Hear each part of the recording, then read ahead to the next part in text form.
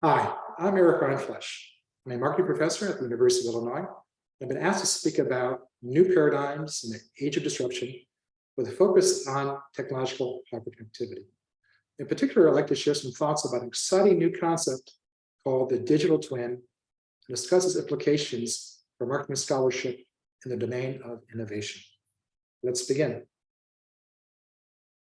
If you take a close look at marketing scholarship in the innovation domain, you'll find that it's largely focused on physical products and processes. Now, this may not be surprising, given that the digital revolution is only about 20 years old. And certainly there is an emerging body of research over the past 5 to 10 years on digital platforms and offerings, such as the sharing economy and crowdsourcing platforms. However, for the most part, these two bodies of research have been largely separate. And the separation also captures our own lived experience. If you're of my vintage, you probably find that the digital has served as a replacement for a process or product that was formerly physical in nature.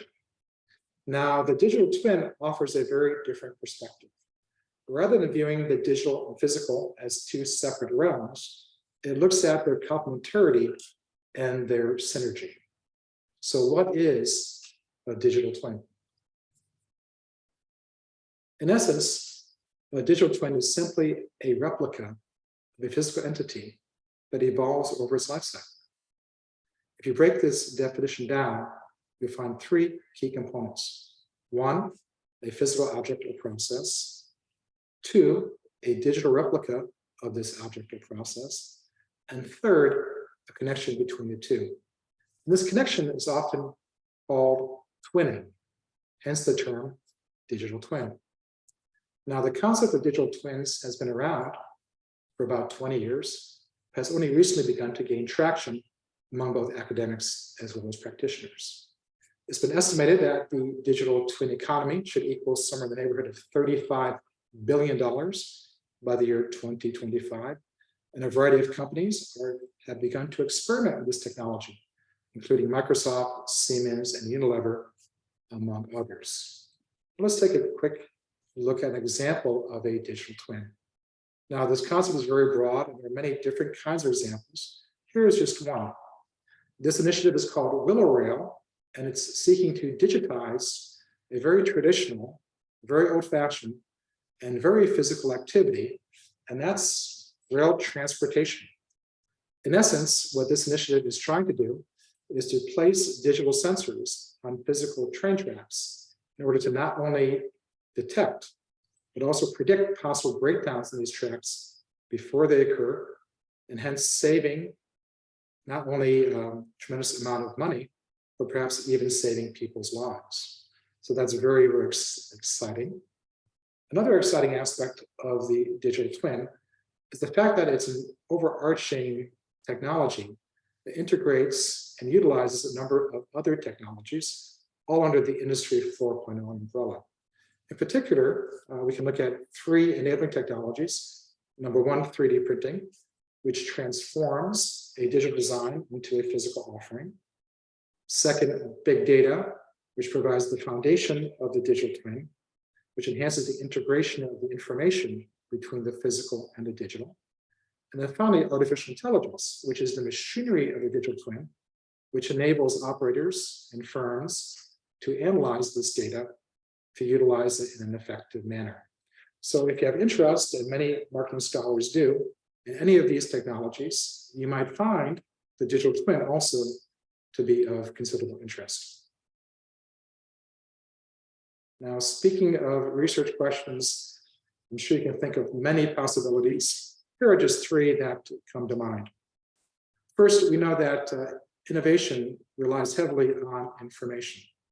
So firms will often source information from other firms, from customers to enhance their new product development activities. Now, since the digital twin is heavily information laden in terms of capturing digital information on a physical offering, what degree does this digital twin allow firms to perhaps bypass or substitute traditional information activities? That's an intriguing question. Second, there's a tremendous amount of interest today on design and design thinking. to what degree might a digital twin enhance a firm's product design?